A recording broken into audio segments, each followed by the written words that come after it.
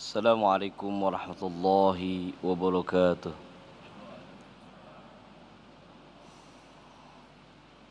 A'udzu billahi minasy syaithanir rajim.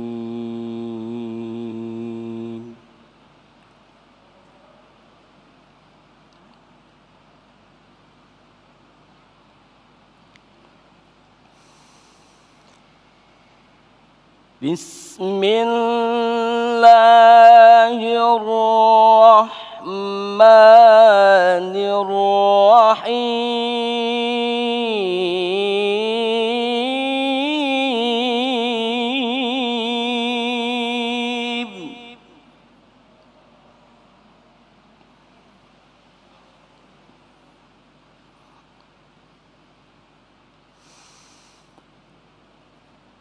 Lillahi ma fis samawati wa ma fil ardh.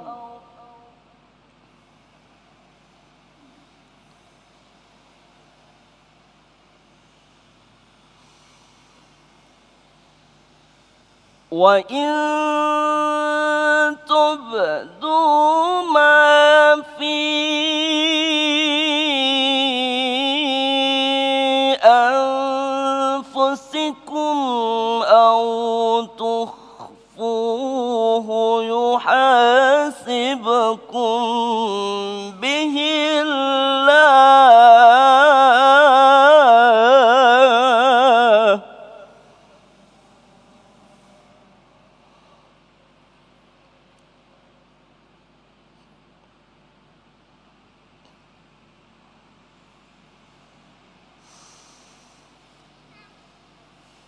فيغفر لمن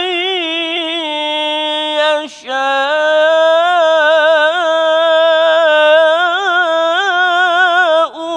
ويعذب من يشاء.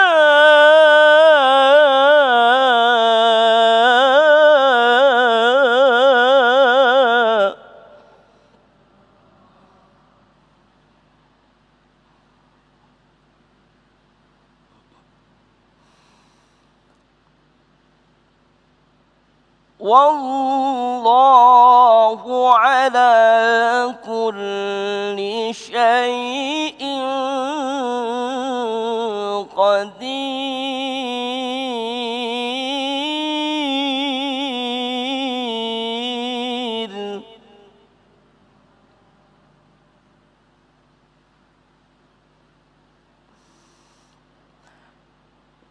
لله ما في السماوات وما في الأرض وإن تبدوا ما في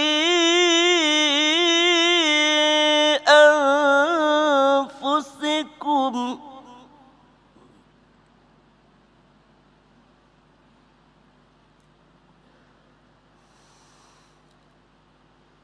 وإن تبدوا ما في أنفسكم أو تخفوه يحاسبكم به الله.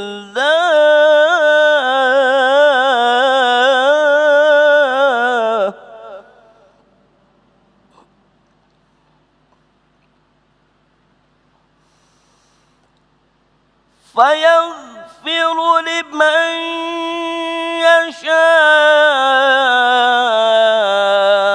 ويعذب من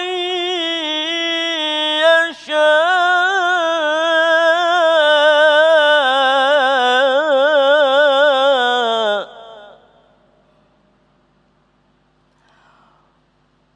والله على كل شيء قدير.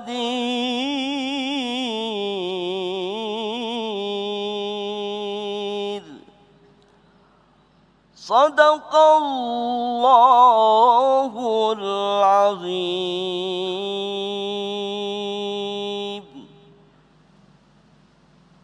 Assalamualaikum warahmatullahi wabarakatuh. Assalamualaikum warahmatullahi wabarakatuh.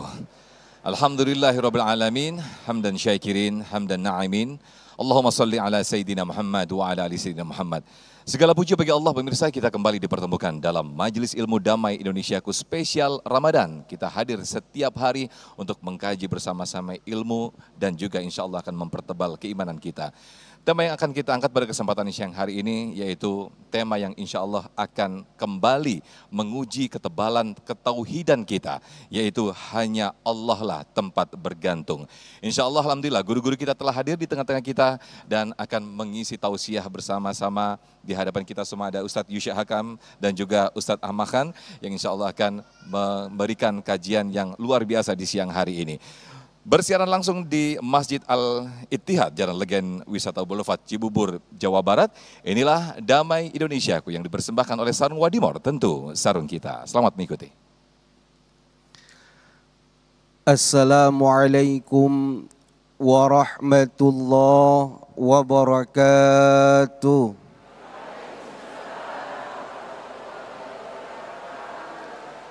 Alhamdulillah. Alhamdulillahilladzi faddala Ramadana ala sairi syuhuri biinzalil Qur'an. Asyhadu an la ilaha illallah wahdahu la syarika lah. Alladzi karrama ummata sayyidina Muhammadin ala sairil umami bittilawatil Qur'an. Wa asyhadu anna sayyidana wa nabiyana Muhammadan abduhu wa rasuluh. An-natiku bil fasahati wal balagati wal hikmati wal bayan. Allahumma salli wa sallim wa karim wa ta'zim ala sayyidina Muhammad wa ala alihi wa ashabihi bi'adadi asraril Qur'an, amma ba'du. Hadratal mukarramin, para alim ulama, para guru, para sepuh, tokoh masyarakat, wabil khusus salam hormat, salam takzim, salam mahabbah sama-sama kita sampaikan kepada guru kita yang mulia Al-Mukarram wal Muhtaram Al-Ustadz Ahmad Khan. Mudah-mudahan Allah senantiasa menjaga beliau, Mas Sofyan dan segenap DKM Masjid Jami Al-Ittihad Cibubur Bogor, bapak-bapak, ibu-ibu dan para pemirsa setia Damai Indonesiaku dimanapun Anda berada. Alhamdulillah, kita bersyukur kepada Allah, kita masih berada di bulan suci Ramadan. Sekarang puasa yang keberapa, Ibu? Halo, sebentar lagi kita lebaran ya. Masih lama apa? Masih lama, masih 24 hari lagi.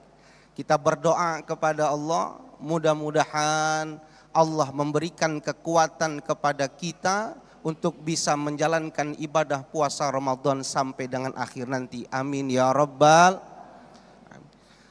Hadirin jamaah yang dimuliakan Allah, bulan Ramadan bukan hanya dikenal dengan sebutan Syahrus Siyam, bulan di mana Allah mewajibkan buat kita untuk berpuasa. Bulan Ramadan bukan hanya saja dikenal dengan sebutan Syahrul Qiyam, bulan di mana Allah menganjurkan kepada kita untuk lebih banyak berdiri, baik melakukan ibadat sholat sunnah tarawih, sholat witir, sholat tahajud, qiyamul lail dan lain sebagainya. Tapi bulan Ramadan juga disebut dengan bulan Syahrul Quran, bulannya Al-Quran. Sehingga banyak ulama-ulama kita mengikuti dari Nabi dan para sahabat, kalau datang bulan Ramadan mereka fokus baca Al-Quran. Nah, sekarang apa kaitannya Ustadz? Al-Quran dengan tema kita siang hari ini, menggantungkan segala urusan kita hanya kepada Allah. Apa kaitannya? Ada seorang ulama namanya Ibnul Jauzi, Ibu. Beliau menulis satu kitab namanya Fununul Afnan fi Ulumil Quran.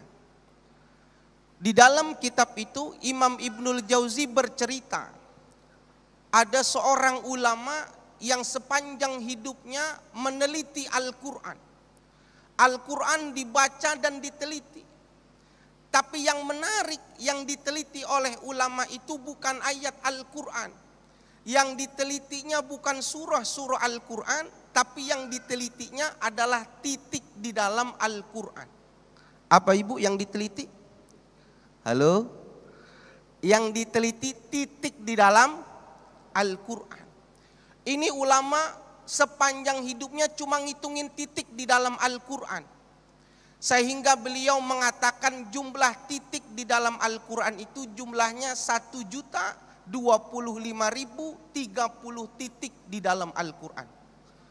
Bapak, ibu, pemirsa yang gak percaya nanti selesai acara pulang ke rumah buka Al-Quran. Ibu pulang buka Al-Quran, teliti hitung satu-satu, barangkali tadi salah penelitiannya. Tapi kalau malas udah kita percaya aja, titik dihitungin ibu sepanjang hidup. Beliau mengatakan titik yang pertama itu ada pada huruf ba, pada lafaz Bismillahirrahmanirrahim. Sehingga beliau mengatakan ini sebuah isyarat buat kita.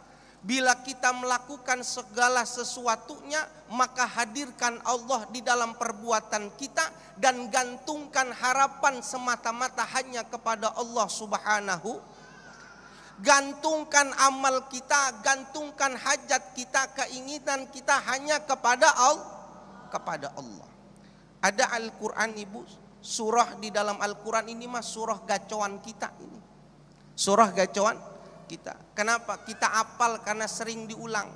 Namanya surah Al-Ikhlas, surah Kulhu. Ayatnya ada 4. Qul huwallahu Allahus lam yalid walam walam yakullahu. Ini surah diturunkan kepada Nabi Muhammad SAW ketika ada seorang Arab Badui datang kepada Nabi, bertanya kepada Nabi Muhammad, ya Muhammad, sif lana rabbak, beritahu kepada saya Tuhanmu itu siapa, seperti apa bentuk Tuhan yang selama ini kau sembah, beritahu aku. Maka Allah turunkanlah surah Al-Ikhlas ini kepada Nabi Muhammad sebagai jawaban dari pertanyaan orang Arab Badui itu. Maka Allah memerintahkan, kul, katakan ya Muhammad, huwallahu ahad, Allah itu esa, Allah itu tunggal. Allahus samad, dikuatkan lagi, Allah as-samad, tempat bergantungnya segala sesuatunya gantungkan hanya kepada Allah. Allah sifatnya as-samad, menerima segala hajat seluruh hamba-hambanya, menampung seluruh keinginan daripada hambanya, minta hanya kepada Allah, jangan kepada selain Allah. Maka satu ketika Nabi sedang berboncengan dengan sahabat yang masih muda, sahabat Ibnu Abbas, maka Nabi berpesan kepada sahabat Ibnu Abbas, ihfazillaha yahfazak, ihfazillaha tajidhu tujahak, wa idza sta'anta fasta'in billah. Wahai Ibnu Abbas, jagalah tuntunan agama Allah, jagalah ajaran-ajaran agama Islam, insya Allah kau dapati Tuhan berada di hadapanmu.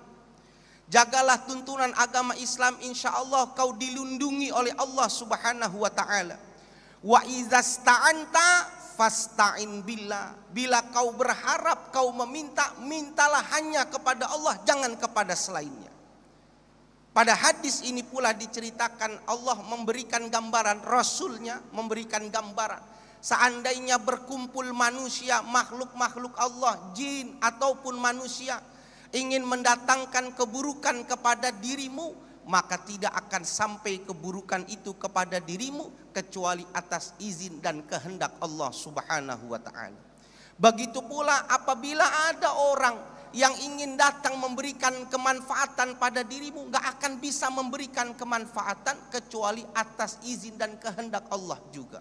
Kalau begitu buat apa kita minta kepada makhluk kalau ternyata yang maha memberikan itu adalah Allah.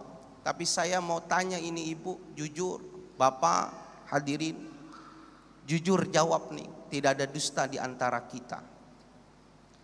Kalau ada masalah, yang pertama kali kita ingat Allah apa makhluknya?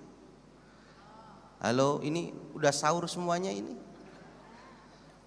Kalau kita punya masalah, yang kita ingat pertama Allah apa makhluknya. Lah itu buktinya kalau dalam keadaan kepepet lagi bingung, yang pertama kita lakukan ngeluarin handphone, bingung mau WhatsApp ke siapa. Wah, pepet siapa nih yang bisa di WhatsApp. Kenapa kita nggak diam sejenak, duduk sejenak, minta petunjuk Allah, berdoa kepada Allah. Nauzubillah min zalik. Coba kalau lagi pulang nanti pengajian tiba-tiba sendal hilang. Wah, rasa kerusuk kanan kiri. Kenapa nggak tenang, diam, doa, minta petunjuk sama Allah. Kalau memang udah rizkinya pasti ada. Oleh karena itu gantungkan, minta hanya kepada Allah. Ketika Allah sudah mengatakan dirinya as-somad, maka Nabi mengatakan fa innallaha yuhibbu ayyus'al, maka Allah cinta ketika hambanya mau meminta kepadanya.